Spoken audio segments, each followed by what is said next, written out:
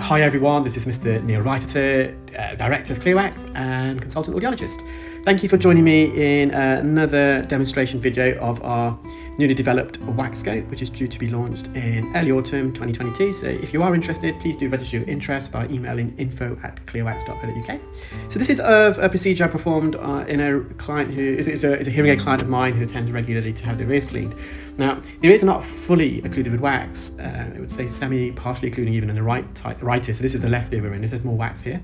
However, the wax causes acoustic feedback with their hearing aids, and their wax traps, wax bars are continuously getting blocked. So the patient has got quite sensitive ears, and what's great normally with the endoscope, the eye clear scope, is the view we get, because you can see all this is around the edge, it's on the canal wall, and because of the reasons why we're removing it to prevent acoustic feedback and to prevent the wax guard from chronically getting blocked, we've got to be really gentle. And I mean, in some cases we'll probably leave this, but for this particular client, for the reasons I just explained, I want to remove as much debris as possible, but as safely as possible. And with the endoscope, it's always been really great because I've got that fine motor control, that precision, and therefore it's quite interesting for me to perform it today in the patient using the wax scope. And you can see with the wax scope, we're using a 4.25mm speculum, using a fine end suction probe here. And what I'm doing is I'm just adjusting the focus on this dead skin, really. It's more dead keratin than anything else, around the perimeter of the patient's ear canal. And I'm getting it in focus, and then I'm inserting the fine end, just gently teasing away this dead keratin. I'm going to avoid any clarinetting. I showed the patient the video back, and they've obviously been watching they've previously seen the videos with the eye clear, and they're very impressed by the view.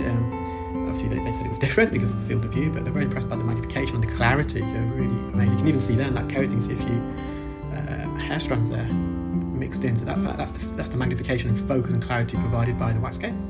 So we're nearly done. Just a bit of keratin at the roof of the ear canal. So we're just getting that in focus, gently peeling away.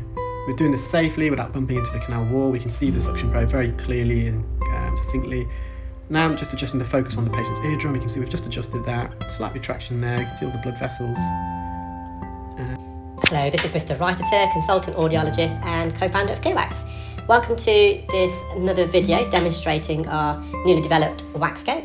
And here I'm using our smallest speculum size, which is a 3.5mm speculum.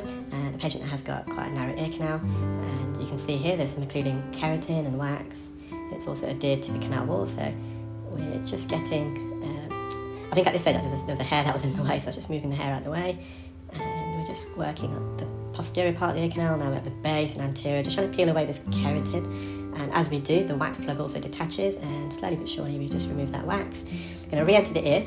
We are going to get the eardrum in focus in a minute. The patient has got middle ear effusion. You will be able to see that more clearly in a moment, but initially there's just some residual keratin wax at the roof of the ear canal that I'm just going to quickly remove.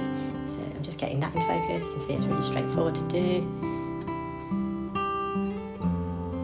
So even with the small speculum, we got a fantastic view. I just decided to leave that aside to clarinet when I was removing that, so I think it was at this stage, so it's non-significant. We just left that residual dead skin back into the ear, and I'm going to visualise the eardrum, which is retracted. You can see the attic is retracting. You can see the effusion, the yellow appearance behind the eardrum, so slight attic retraction. You've got some yellow patches there, and we confirmed that with a type B normal ear canal tympanogram. So we have referred the patient to their GP, and they're already using nasal decongestion spray, Amivis for rhinitis, also suggested the O10 nasal balloon. So this is the same patient, this is their right ear. You can see it's full of keratin, it's very glossy. That's how you typically distinguish between earwax and keratin. Keratin, dead skin, has a very glossy appearance. You can see that we're just peeling that away from the base of the ear canal. Because of the design of the speculum as well, it gives you a lot of manoeuvrability. Although it's a small speculum, you can see that we've got a good range of motion because of the slit we have at the roof. Is now detached along the skin. It's quite a big plug. I'm going to go in, and you're going to have a lovely view of the eardrum. So this eardrum was also retracted to the type C tympanogram, so station tube dysfunction. You can just see we've got the eardrum really in focus there, and you can actually see the fine structure. You can see the blood vessels on the handle of malleus. You can see the retraction there. If